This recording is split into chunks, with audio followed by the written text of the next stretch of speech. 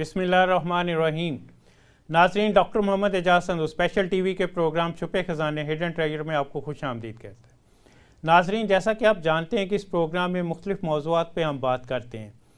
हम ये देखते हैं कि पाकिस्तान के इश्यूज़ क्या हैं और उनका हल क्या है। ख़ास तौर पे हमारा ज़्यादा फोकस होता है हल के ऊपर कि वो हम बात करें कि जिससे फ़ायदा हो। तो आज का जो प्रोग्राम है हमारा, उसमें हम एक तो फ़िक्र इकबाल कि इकबालियात में अल्लामा इकबाल रहमतुल्लाह अलैह ने कितने साल पहले क्या कुछ कहा था और वो अभी तक सच है, और अगर हम सिर्फ उसको अपना लें तो हमारे काफ़ी सारे मसाइल का हल हो जाता है। उसके साथ साथ हम एनर्जी सेक्टर पे भी बात करेंगे। मैं खुश आमदीद कहता हूँ इंजीनियर ख्वाजा वहीद साहब को। मेरे प्रोग्राम में आने का बहुत बहुत शुक्रिया, आपका टाइम निकालने का शुक्रिया। ख्वाजा साहब, क्या हालात हैं? अल्लाह का शुक्र है, अल्लाह का शुक्र है। ख्वाजा साहब, ये फ़िक्र इकबाल फोरम बनाने का कैसे ख्याल है? मैं इसकी तरफ थोड़ी सी वजाहत होगी।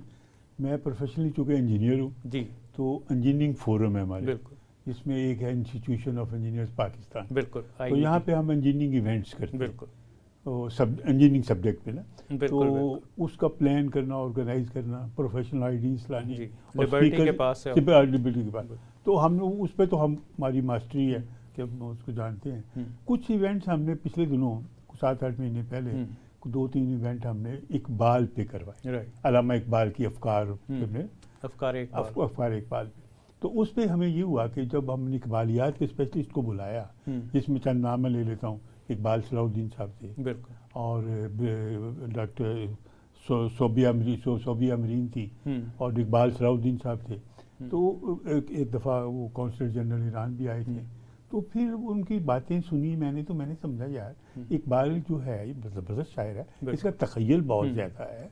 तो फिर मैंने अब जिक्र किया जो डायरेक्टर इकबाल एकेडमी की थी, मैंने कहा मेरा भी दिल करता है कि इकबाल को मैं पढ़ूँ। फिर उन्होंने मुझे किताबें ला के दी, मतलब मुख्तलिफ किस्म, बांग दरा है, बाले जबरील है, और तो वो मैंने वो पढ़ी जब, तो फिर मैंने दोबारा जिक्र किया उससे। मैंने कहा आपने किताबें दी, आपका बहुत मेहरबानी, बहुत शुक्रिया, बड़ा अच्छा लगा, लेकिन इतना मैं समझ नहीं पा रहा अभी, वो डीपली ना जिस तरह अंडरस्टैंड करते हैं उसको नहीं मैं पा रहा। तो फिर उन्होंने बड़ी मेहरबानी की, मुझे तशरीह ला के दी, जो उसकी फिलॉसफी की ना ज़रा आसान, डॉक्टर ज़करिया साहब का है, गुलाम रसूल मेहर है, तो फिर मैंने उनको पढ़ना शुरू किया। तो उस वक्त मेरी हकीकत खुली कि यार डॉक्टर इकबाल तो बहुत बड़ा आदमी है, यानी वो तो 70 साल पहले देख रहा है कि इसमें होने वाला क्या है। अच्छा, एक तो इकबाल की दोस्त, एक तो फिलोसफर है, मुफक्कर हैं, ये बातें अपनी जगह पे हैं, फिर उसने पाकिस्तान का तख़य्युल दिया, ये भी बात अपनी जगह पे है। लेकिन जो उसके बाद उसकी और बातें ये थी कि जो उन्होंने मुसलमानों का जो अरूज देखा हुआ था या सुना हुआ था या उन किताबों में पढ़ा हुआ था, हिस्ट्री में था, तो उसको सामने रखते हुए जब ज़वाल की तरफ देखते थे तो उनको बड़ा दुख होता था, बहुत दुख होता था। तो उनको हमेशा ये एहसास रहता था कि अल्लाह करे कि मेरी शायरी में वो वज़न और वो बात आ जाए कि लोग उसको समझ सके और हम दोबारा हमारा अरूज बहाल हो जाए। इसके लिए वो कोशा है, अपनी जो भी उन्होंने कोशिश की यही कोशिश करते थे। तो ये बात मुझे बड़ी अच्छी लगी कि देखें एक बंदा अपने हमारे मुल्क का कितना दर्दख्वाह है, लेकिन हमने क्या किया, हमने क्या किया उसके साथ सलूक, हमने उसके साथ सलूक ये किया कि बचपन में, हमारा भी बचपन था, उसमें हम पढ़ते थे लब्बे आती है दुआ बन के तमन्ना मेरी। अब सुनिए आप वो दुआ, तो आपको पता चलेगा कितना ज़बरदस्त रिदम है उसमें और कितनी ज़बरदस्त लेक्चर है उसमें, कितना इन्फॉर्मेटिव है और कितना एजुकेटिव है। लेकिन इसके साथ साथ ये सब चीज़ें उन्होंने कोशिश से ख़त्म कर दी।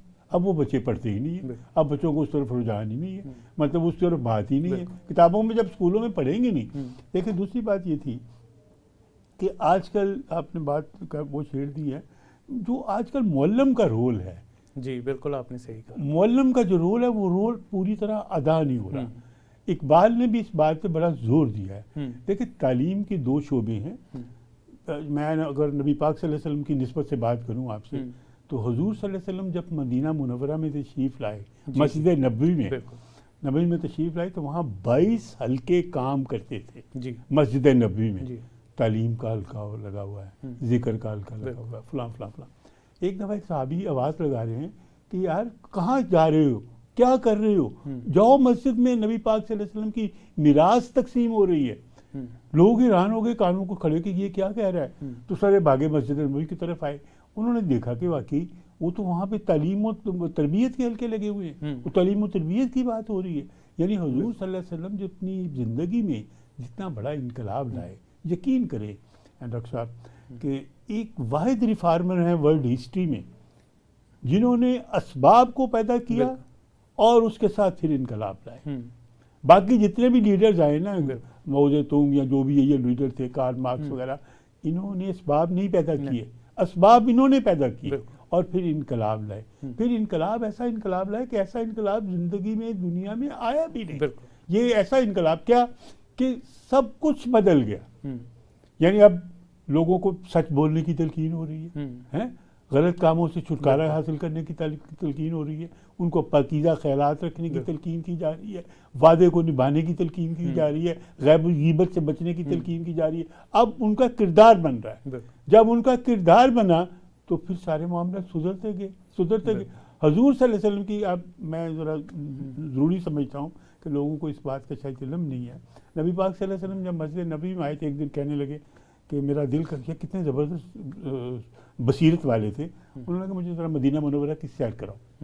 حضور صلی اللہ علیہ وسلم ان کو صحابہ اکرام لے گئے تو انہوں نے 26 کنال کا رقبہ ایئر مارک کیا کہ یہاں ہم مارکیٹ بنائیں گے. ٹھیک ہے, ساری مارکیٹ جہاں بنے, کیونکہ یہودیوں کا نظام تھا نا, یہودی کی مارکیٹ چل رہی تھی, سارا کچھ چل رہا تھا. پھر آپ نے اسٹریٹجی بتائی کہ یہاں ہم نے کام کیسے کرنا ہے. پرافٹ میں یہ ہو کہ اونٹوں پہ جتنا سامان لدا ہوا ہے سارا برابر بک جائے اور جو رسیاں ہیں وہ بچ جائیں, وہی پروفٹ ہے. پھر حضور صلی اللہ علیہ وسلم نے ان کے رہنے سہنے کا, باہر سے جو تاجرات تھے ان کا بندوبست کیا, ان کے جانوروں کا کیا. اتنی زبردست کہ میں حیران ہوگا, مجھے یہ باتیں پلاننگ پوری, میں بہت زبردست یار سیریس اسکالر سے باتیں سن رہا تھا. میں سمجھ رہا کہ یار نبی پاک صلی اللہ علیہ وسلم نے تجارت کی تھی حضرت خدیجہ کے ساتھ مل کے, تو یہی کرتے تھے, مال لے کے جاتے تھے, ادھر بیچتے تھے, ادھر آگے اس کو پیسے دیتے تھے. تو یہی صرف پارٹنرشپ تھی جو چل رہی تھی. لیکن یہ تو اسٹریٹجک پلاننگ جو کی نبی پاک صلی اللہ علیہ وسلم نے, یہ تو بڑی حیران کن بات ہے. تو کردار سازی کی. اور اسی کے بعد اب چونکہ تھوڑا سا فکر اقبال سے اس کو جوڑ دوں آپ کو, فکر اقبال پہ علامہ اقبال نے ایک کہا ہے, ایک یہ ذکر کیا ہے حضور صلی اللہ علیہ وسلم کو مخاطب کرتے ہوئے کہ یا رسول اللہ صلی اللہ علیہ وسلم, اگر میرا فکر دین سے, اسلام سے ہٹ کے ہے تو مجھے باہر پھینک دیں. ٹھیک ہے, اٹھا کے مجھے باہر پھینک دیں اور قیامت کے دن مجھے رسوا کر دیں اور مجھے اپنی قدم بوسی نصیب نہ کریں اگر میں نے اپنی شاعری میں قرآن کی ترجمانی نہیں کی. اگر میں نے اپنی شاعری میں قرآن کی ترجمانی نہیں کی تو مجھے اپنی قدم بوسی نصیب نہ کرے. اتنی تو بات کہہ سکتا ہے. اچھا, پھر دوسری بات, یا رسول اللہ صلی اللہ علیہ وسلم اگر میں نے ایسا کیا ہے کہ میں نے قرآن پاک کو اپنی ساری تعلیم کا, فکر کا, سوچ کا ماخذ بنایا ہے تو پھر یا رسول اللہ صلی اللہ علیہ وسلم میری سفارش کر دیں, میری سفارش کر دینا تاکہ میں مطلب بخشش کی طرف چلے جاؤں. بات کر رہا ہوں تو یہ بات اتنی زبردست اس کی شاعری, اگر آپ شاعری کی بات چھیڑ دیں تو وہ بھی ایک لمبی کہانی ہو جائے گی. اچھا, شاعری کی طرف بعد میں آتے ہیں. آپ نے کیونکہ ایک ایسی بات درمیان میں چھیڑی, تربیت والی, کہ حضور اکرم صلی اللہ علیہ وسلم اور صحابہ کی جس طرح تربیت ہوئی, انہوں نے آگے کی لوگوں کی, تجارت کے بھی پوائنٹ آف ویو سے, ایجوکیشن سسٹم میں بھی انہوں نے عزت استاد کی جو اس وقت انٹروڈیوس کی کہ استاد کی کیا عزت ہونی چاہیے, اور اس کی انہوں نے ایک مثال بھی دی. ایک کسان گزر رہا تھا, اس سے پوچھا تو وہ پھر بعد میں جب بھی گزرتا تھا تو حضور اکرم صلی اللہ علیہ وسلم کھڑے ہو کے اس کا استقبال کرتے تھے. وہ کہتے تھے یہ میرا استاد ہے, اس سے میں نے یہ سیکھا ہے. تو اس کے بیہائنڈ یہ نہیں کہ حضور اکرم صلی اللہ علیہ وسلم کو کچھ پتہ نہیں تھا, پرپس یہ تھا بتانا کہ استاد کا احترام کیا ہے اور کرنا چاہیے. اب یہاں وائس چانسلر بھی آئے میرے پروگرامس میں اور ایجوکیشنسٹ بھی آئے, تو میرا ان سے ایک کویسچن ہوتا تھا. میں کہتا تھا میں جب گھر سے نکلتا ہوں اور آفس تک آتا ہوں تو لاہور جیسے شہر میں جس طرح مجھے ٹریفک نظر آتی ہے, کوئی ادھر سے آ رہا ہے, کوئی ادھر سے آ رہا ہے, اور لاہور میں تو زیادہ تر پڑھے لکھے ہیں, ان پڑھ تو کم ہے. اب پڑھے لکھے اگر قانون کی پاسداری نہیں کر رہے تو اس کا مطلب یہ ہے کہ ہمارے ایجوکیشن سسٹم میں تربیت ختم ہوگی.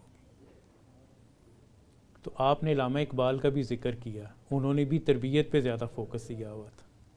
تو اس پوائنٹ آف ویو سے بھی آپ اب جو بات کر رہے تھے، ہماری قوم کی اس وقت جو حالت ہے، کچھ تو آپ نے ذکر کیا، ٹریفک ڈسپلن نہیں ہے، بالکل نہیں، ٹائم ڈسپلن نہیں ہے، ٹائم ڈسپلن ہے، ٹائم ڈسپلن نہیں، ٹائم کو تو کوئی سمجھتا ہی نہیں ہے. 9 بجے کا پروگرام ہے، لوگ آئیں گے 10:30 11 بجے شروع ہوں گے آنے، وہ کرتے کرتے 12 بج جائیں گے.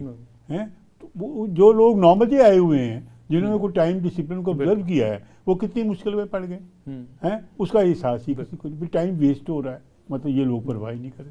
جس قوم کے اندر ڈسپلن نہیں آئے گا، قائد اعظم کا کیا نعرہ تھا، فیتھ، ڈسپلن، اور تیسری بات یہ تو انہوں نے کہی نہیں تھی کہ یہ چیز ڈسپلن قوم میں ہونا چاہیے. ہماری قوم ایمان، اتحاد اور تنظیم وہی ہے نا کہ وہ ہماری قوم میں تو ڈسپلن ہے ہی نہیں، مطلب ڈسپلن نام کی چیز بھی نہیں ہے. اچھا، اب آپ نے بات کر دی معلم کی. اب معلم کی نسبت دیکھیں کتنا مقام ہے. سب سے پہلا انسان جو دنیا میں آیا وہ معلم بن کے، حضرت آدم علیہ السلام کی بات کر رہا ہوں، ٹھیک ہے. اس کو اللہ پاک نے سارے اسماء سکھائے نا، نام سکھائے. جب ذکر ہوتا ہے تو وہ بھی مطلب علم کے ساتھ ہے، وہ پہلے آدمی تھے. پھر نبی پاک صلی اللہ علیہ وسلم نے خاص اس بات کا ذکر کیا کہ میں معلم بنا کے بھیجا گیا، ٹھیک ہے. ان کی وہ ہے کہ یہ قرآن پاک کی تلاوت کر کے سنائیں گے، علم و حکمت کی تعلیم دیں گے، یہ ساری باتیں انہوں نے کہی. تزکیہ نفس کا بات کریں گے، یہ چیزیں سکھائیں گے. اچھا، اس کا مطلب یہ اچھا، اس کے ساتھ آگے چلے ذرا.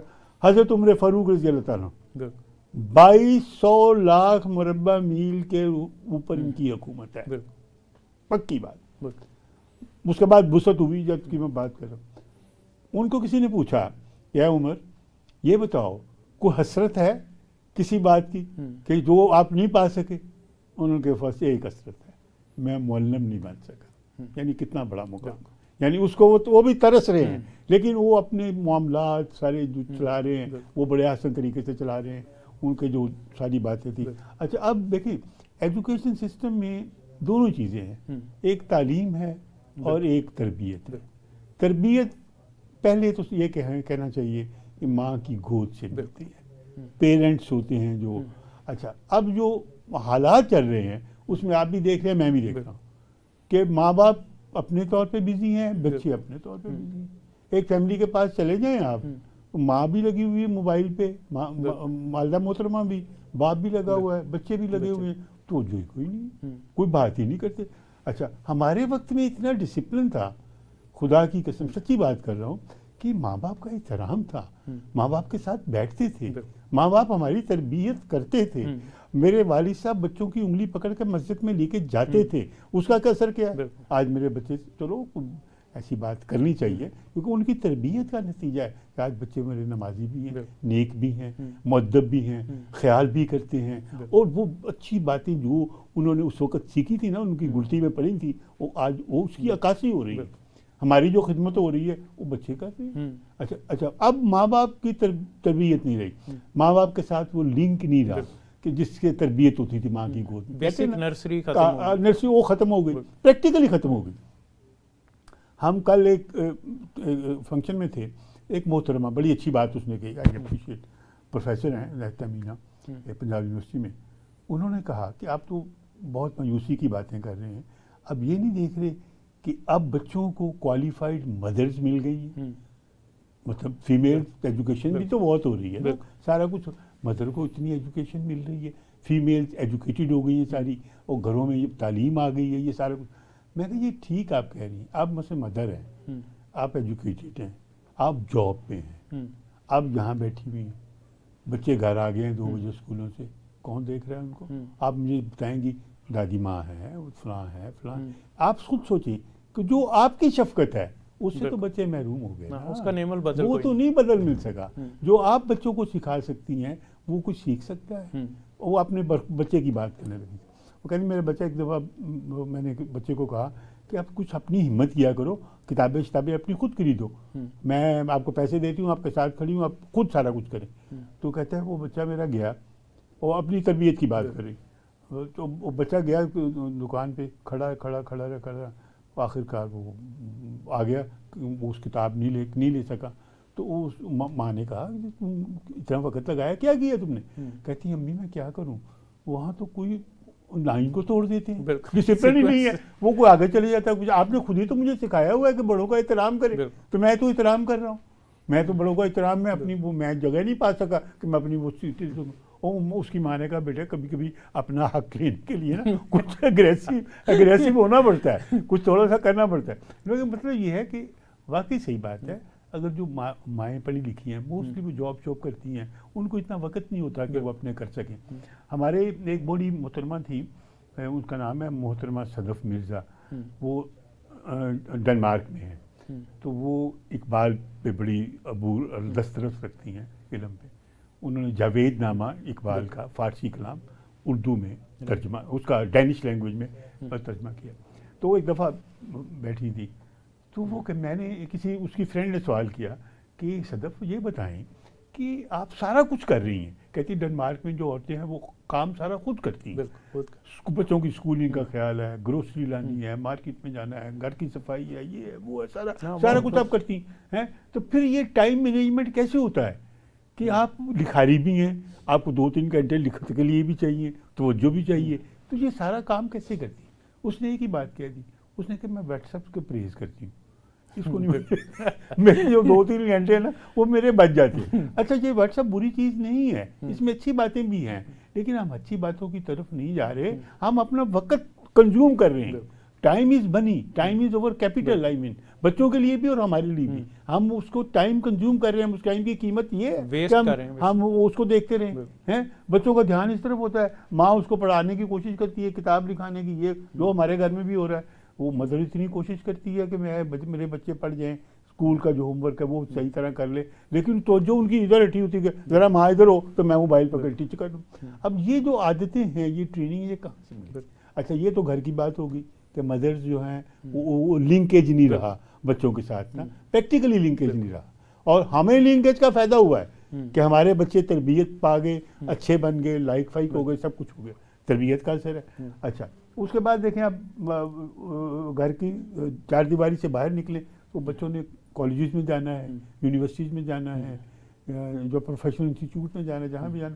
اب وہاں پہ چلیں, اگر پڑھائی ہو رہی ہے لیکن کورسز میں وہ تعلیم نہیں ہے جن سے ان کی تربیت ہو سکے, جس سے وہ انسان بن سکے اور صحیح مسلمان بن سکے.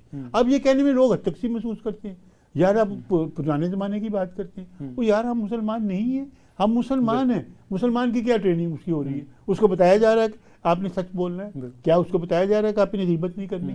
آپ اس کو بتایا جا رہا ہے کہ آپ نے بدعہدی نہیں کرنی؟ اس کو بتایا جا رہا ہے کہ مجھے سچ بولنا ہے. تو مجھے باتیں بتائی جا رہی نہیں بتائی جا رہی, اس کی افادیت کا اس کو پتہ ہی نہیں ہے. ہم نماز دیکھیں, اس تربیت کا کیا ہو رہا ہے؟ تربیت چونکہ نہیں ہو رہی, وہ اثرات نظر آ رہے ہیں. نمازیں پڑھتے ہیں, مسجد میں جاتے ہیں, جھوٹ بولتے ہیں, دغا دیتے ہیں, چور چکاری کرتے ہیں, دوسروں کے مال پہ نظر رکھتے ہیں. نمازیں پڑھ رہے ہیں, روزے بھی رکھ رہے ہیں, زکاتیں بھی دے رہے ہیں, لیکن چونکہ وہ جو تربیت جو اس کے اس میں کیا کہتے چاہیے اندر ہونی چاہیے تھی نا, وہ نہیں ہے. اس کو یہ احساس ہی نہیں ہے کہ میرا ایمان کیا ہے, میرا دین کیا ہے, میرا دین مجھے کہتا کیا ہے. مطلب اس طرف اس کا دھیان ہی نہیں ہے, اس کا اخلاق ہی نہیں ہے, اخلاق بھی پورا گندہ ہے.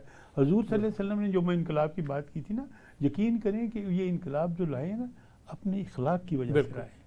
ان کے اوصاف حمیدہ, کہ آپ خود سوچیں کہ ان کے پاس کوئی ہتھیار تھے, کوئی ایمونیشن تھا, کوئی فیکٹریاں تھیں جس وجہ سے سارے فتوحات ہوتی رہی. کس طرح ہوئی؟ خندقیں کھودتے تھے یار.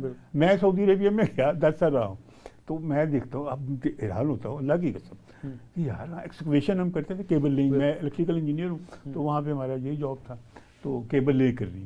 اچھا یقین کریں کہ اب بڑی بڑی مشینوں کے ساتھ, ڈوزر کے ساتھ ہیں, وہ زمین کھدتی نہیں کھودی جاتی. اس زمانے میں خندق بنا دی, کمال کرتے وہ. پھر اچھا وہی اسٹریٹجک پلاننگ, پریکٹیکل دیکھیں.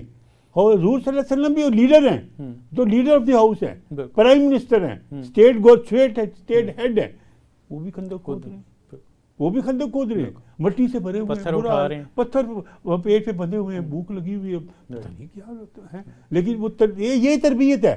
یہ نہیں کہا کہ چلیں یار میں تو لیڈر ہوں, میں تو پرائم منسٹر ہوں, مجھے تو یہ کام کرنا ہے. لیڈنگ فرام فرنٹ کا رول انہوں نے پلے کیا. تو وہ اپنی ٹیموں کو بھی لگایا ہوا ہے, ان کو لائن مار کی ہوئی, ساری اسٹریٹجی بنائی ہے کہ کس طرح خندق کھودنی ہے، کیسے ہونی ہے، کہ سارا کچھ، لیکن اور خود بھی اس میں شامل ہیں. ہمارے ہاں یہ کیونکہ بریک کا ٹائم ہو گیا، بریک کے بعد آ کے ہم پروگرام کا یہیں سے آغاز. ناظرین بریک کا وقت ہو گیا، اسٹے ٹیونڈ، ہم تھوڑی دیر میں واپس آتے ہیں.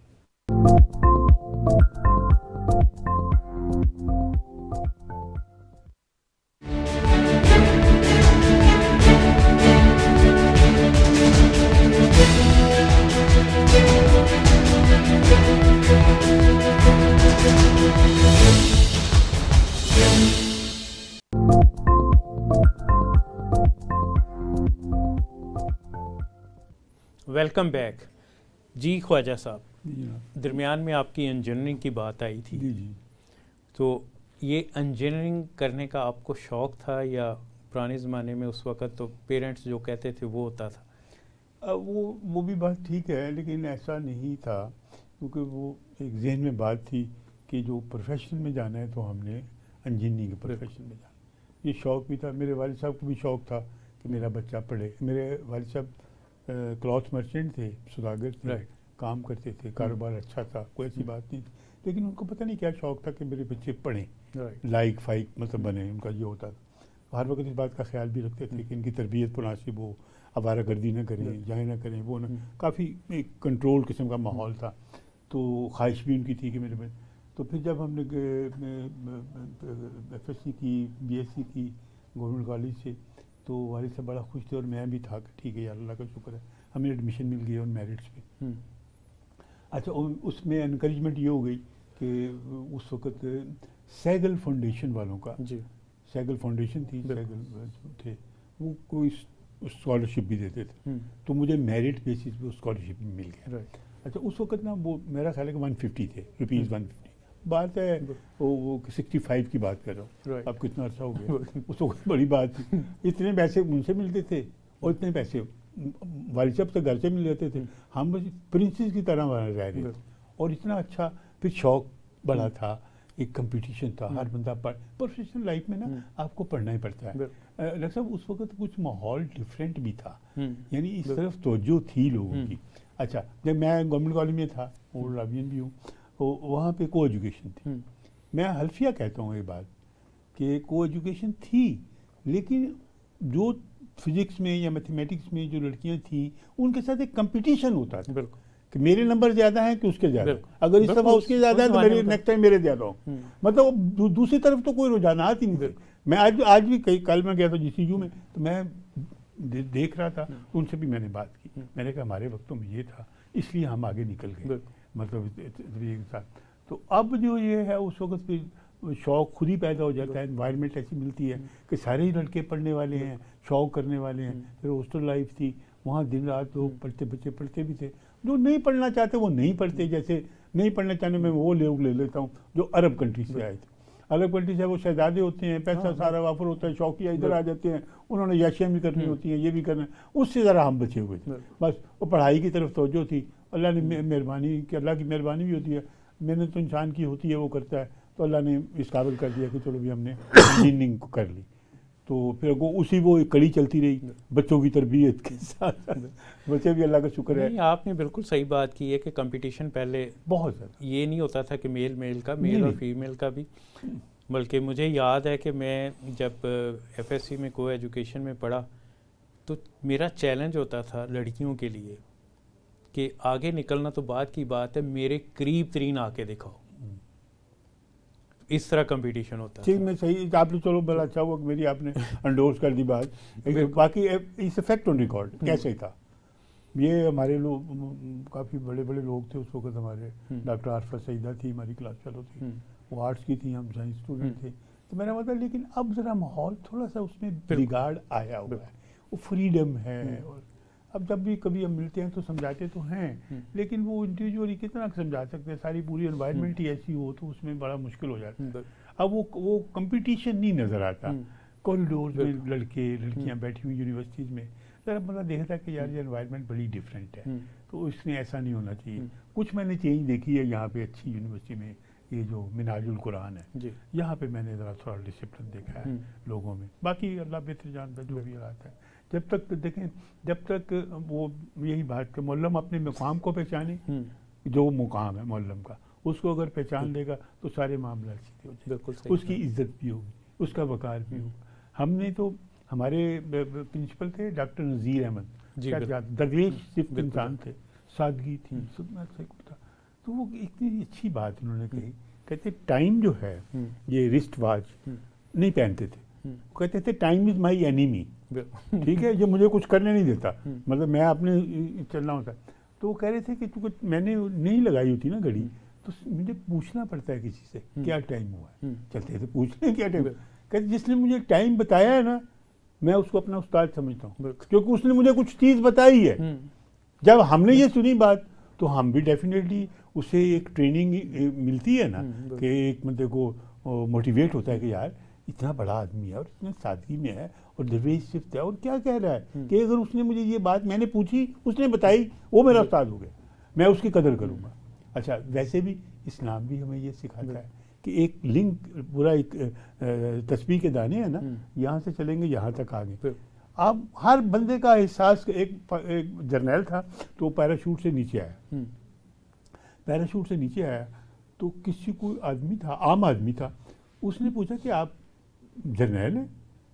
اس کو نہیں جانتا تھا انہوں، کہ آپ جرنیل ہیں؟ وہاں کہا ہاں میں جرنیل ہوں۔ کہتے ہیں کہ بھی جنگوں چنگوں میں ڈیفینیٹلی آپ کرتے ہوں گے، تو آپ کو یاد ہے فلاں جہاز سے آپ نے پیراشوٹ سے نیچے اترے تھے؟ کہتا ہاں اس جہاز سے میں پیراشوٹ سے نیچے، حقیقت تھی۔ تو کہتے ہیں آپ کون ہیں؟ کہتے ہیں وہ پیراشوٹ کو میں نے پیک کیا تھا۔ اس نے اس کو سلام کیا، یعنی اس کی سیفٹی میں اس لنک میں وہ آ گیا نا بندہ، اس نے کہا اس پیراشوٹ کو میں نے پیک کیا تھا، تو اس کو اس نے سلوٹ کیا۔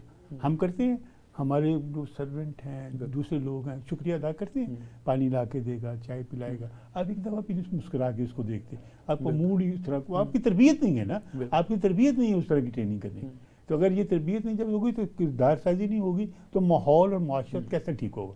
اب اگلی بات میں یہ ٹریننگ کی بات ہوتی ہے، فرد جو ہے نا، یہ اللہ پاک نے فرد، ہر انسان جو ہے وہ اوپر اپنی اللہ پاک کی حاکمیت کو تسلیم کرے، اللہ بادشاہوں کا بادشاہ ہے، اس کو بادشاہ مانے، اس کی اطاعت کرے، یہ ہر فرد پہ لازم ہے۔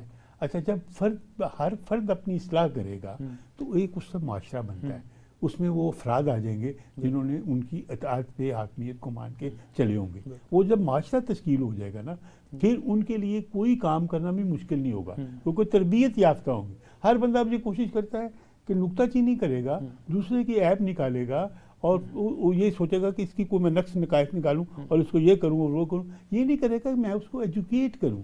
میں سعودیہ میں تھے ہم لوگ، تو یقین کریں عربوں کی عادت تھی کہ ہمیں عربی بولنی نہیں آتی، ان کو یہ اندازہ ہو رہا ہے کہ یہ کہنا چاہتا ہے تو مجھے ہیلپ کریں گے، اپنی زبان سے نا، اپنے حساب سے میری ہیلپ کریں گے کہ آپ یہ کہنا چاہتے ہیں یہ یوں کہیں، ٹھیک ہے نا۔ یہ ہے ٹریننگ، یہ تربیت، یہ ہم لوگ نہیں کرتے، ہم ان چیزوں سے محروم ہیں۔ تو بڑا افسوس ہوتا ہے اس بات کا۔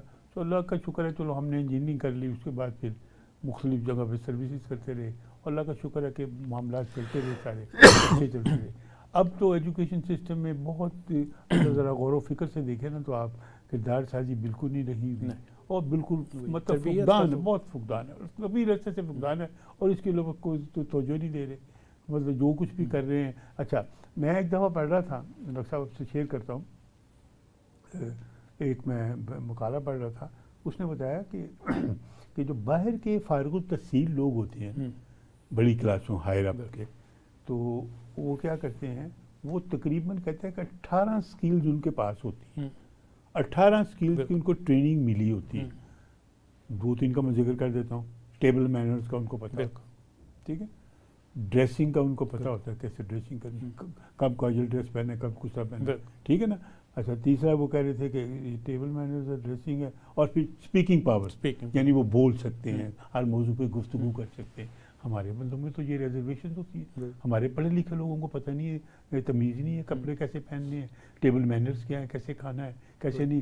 اب شادی بیاہ پہ دیکھ لیں، ٹریننگ کا اثر ہے نا، یہ تربیت کا اثر ہے نا۔ کھانے کو کہتے ہیں جی کھانا کھل گیا، وہ کھانا کیا کھل گیا، ایسے لپٹ پڑے ہیں، میں حیران ہوتا ہوں۔ مجھے بھی حیرت ہوتی ہے، اچھے خاصے پڑھے لکھے لوگ، پڑھے لکھے۔ اچھا اس سے آگے چلتا ہوں، پیچھے ایک فنکشن تھا Chinese day, Chinese national day, اس پہ ہم گئے تھے، تو انہوں نے کیک کاٹا، کیک کٹنگ سیریمنی تھی، تو کیک تو کٹا, اب اتنا کیک ہے اور اتنا بندہ بیٹھا ہوا ہے, تھوڑا تھوڑا شیئر کرنا ہے. یقین کریں لوگ ایسے پلیٹیں بھر رہے تھے, میں کہہ رہا تھا یار کتنا کھانا ہے آپ نے. نہیں کیک تو ویسے روٹین میں بھی اگر گھر میں بھی ہو تو آپ ایک پیس لیں گے نا, ایک سلائس لیں گے, وہی عادت رکھو. لیکن وہاں تو بیشوں کی طرح پڑ رہے تھے. میں کہہ رہا تھا یار یہ دیکھو کیا باہر کے لوگ چائنیز کیا کہیں گے, ان کے اندر اتنی بات بھی نہیں ہے. تو وہ دیکھ دیکھ کے حیران بھی ہو رہے تھے. یہی وجہ کہ ہماری قوم کی تربیت نہیں ہو رہی. ہم ہجوم بنے ہوئے ہیں, ہنگامے کرتے ہیں بس, لیکن اصل کوئی نہیں ہے. کیا کہتے ہیں, یہ بھی میں ذرا کہہ دوں تو اچھی بات ہے کہ ہمارے تہوار جو ہوتے ہیں, جس میں 14 اگست بھی ہے ہمارے لیے بڑی کامیابی کا دن, اور پاکستان بنا, اور یہ سارا, اس دن ہم یہ اپنا کریں کہ ہم اپنا دیکھیں کہ ہم آگے بڑھے ہیں یا پیچھے آ گئے ہیں. بالکل انالیسس کریں اس کا. آپ کی پھر خوشی کے ڈنکے بجائیں آپ, پھر وہ خوشحالی کے نعرے لگ رہے ہوتے ہیں تو کاغذی کارروائی دیکھو تو بس ساری کاغذی کے نعرے ہوتے ہیں. آپ دیکھیں معاشی طور پہ ہم کہاں کھڑے ہیں, سماجی طور پہ ہم کہاں کھڑے ہیں, اور کوئی قسم کی کوئی ایسی بات نظر نہیں آتی ہے ہمارے اندر کہ ہم کہیں گے یار ہم کوئی ترقی یافتہ قوم نہیں. اب میں یہاں سے یہ بات بھی کروں آپ سے, جاپان ایٹم بم کھا کے, ایٹم گرا ان پہ, تباہ ہو گئی, بالکل تباہ ہو گیا. اچھا پھر کیا ہوا, پھر ان پہ فوج رکھنے پہ پابندی لگ گئی. میں وہ بھی بتاتا ہوں آپ, وہ بھی اس میں ذکر کرتا ہوں جو بات آپ کہنا چاہتے ہیں. ان کے جب یہ سارا کچھ ہو گیا تو ایک دفعہ انہوں نے, یہ آپ نے جو بات کر دی اس بات کو ملاتا ہوں, وہ کب آئی بات, انہوں نے اپنے سسٹم کے لیے, کوالٹی کنٹرول سسٹم کے لیے وہاں سے امریکہ نے ان کو ٹھیس پہنچائی تھی, لیکن وہ سمجھتے تھے کہ امریکہ ہم سے بڑا ہے, ٹیکنالوجی میں بھی آگے ہے, ویسے بھی آگے ہے, سپر پاور ہے, ہم بہت چھوٹے ہیں, ہم اس کے سامنے نہیں کھڑے ہو سکتے. دیکھو جب بات حقیقت کو مان رہے ہیں کہ ہم اس کے سامنے نہیں کھڑے ہو سکتے, کس کو بلا رہے ہیں, امریکن ایڈوائزر, کہ ہمیں آپ کے بتائے کہ ہم اپنے کوالٹی سسٹم کو کیسے, ٹھیک ہے. وہ آیا تو اس نے 2-3-4 چیزیں تبدیل کر دی. اس نے کہ یہ کرو کہ جو شہنشاہ ہے وہ برائے نام ہوگا, اس کا برائے نام head of the state ceremonial ہوگا. دوسرا یہ ہے کہ فورسز کے بارے میں آپ کوئی اس طرف اس کو نہ ڈیولپ کریں گے, نہ پرموٹ کریں گے, ایئر فورس, نیوی کی یا دوسری آرمی کی, کوئی فوجوں کی طرف آپ کا دھیان. انہوں نے ساری باتیں یہ کانسٹیٹیوشن میں ہو گئی باتیں ان کے, انہوں نے مان بھی نہیں اور ہو بھی گئی. انہوں نے سوچا, کتنی اچھی قوم تھی یار, انہوں نے یہ سوچا چلو اچھا ہوا یہ فیلڈ ہمارے لیے بند ہو گئے, ابھی اور تو کافی فیلڈ اوپن ہیں, اتنی ٹیکنالوجی اوپن ہے, اس میں ہم ترقی کریں گے. پھر وہی ہوا, ایک وقت تھا امریکہ کی گاڑیاں سڑکوں میں دوڑتی تھیں, پھر ایک فاکس ویگن دوڑتی تھی, جرمنی کی گاڑیاں, پھر ایک وقت آیا جاپان کی گاڑیاں دوڑ, کوالٹی پیرامیٹر تگاچی ان کا بڑا مشہور. بالکل. اب دیکھیں کہ اب جاپان کی گاڑیاں سڑکوں پہ پھر رہی ہیں. جب جاپان ترقی کر رہا تھا, امریکہ کا پولو 2 اوپر گیا, ان میں ایک ریکارڈر رکھنا تھا, حقیقت افیکٹ آن ریکارڈ, انہوں نے اندر ایک چھوٹا سا ریکارڈر رکھنا تھا, ان کے پاس نہیں تھا, امریکہ کے پاس نہیں, جاپان کے پاس تھا, اور جاپان کا ریکارڈر انہوں نے اس میں رکھا. اچھا مطلب یہ انہوں نے کیا کیا, اب دیکھو اس قوم نے کیسے بنایا اپنے آپ کو. اگر میں ایک بات بتا دوں آپ کو, ایک بوڑھی عورت ہے, قوم کیسے بنی, آپ کو اندازہ ہوگا, ایک بوڑھی عورت ہے, اولڈ لیڈی ہے, 2 بیگ اس نے اٹھائے ہوئے ہیں, بس پہ بیٹھتی ہے, ٹرانسپورٹ جو بھی ہے اس میں بیٹھتی ہے, تو لوگ دیکھ رہے ہیں کہ بڑی چڑھی ہے, بیٹھ گئی ہے, تو اس نے 2 ٹکٹیں اس میں ڈال دی. وہ جو ہوتا ہے نا, ٹکٹیں انہوں نے ایڈوانس لی ہوتی ہیں نا, تو اس میں ڈال دی. لوگ دیکھ کے حیران ہو رہے ہیں کہ بوڑھی عورت ہے, ٹکٹیں 2 ڈال رہی ہے, حالانکہ وہ تو ایگزمپٹڈ ہے, اس ایج میں تو وہ اس کو ٹکٹ ہے ہی نہیں. اچھا تو لوگوں نے ڈیفینیٹلی یہ دیکھ کے پوچھنا ہوگا کہ بھی آپ نے ایسا کیوں کیا. انہوں نے کہا جتنی دیر تک میں کماتی ہوں نا, میں جاپان کو دوں گی, میں لوں گی نہیں, جاپان کو دوں گی, میرا حق بنتا ہے, میں اسی کی سرزمین سے کمائی کر رہی ہوں, میں اس کو دوں. ہم کرتے ہیں ایسے ہمارے تو بزنس کمیونٹی خاص طور پہ.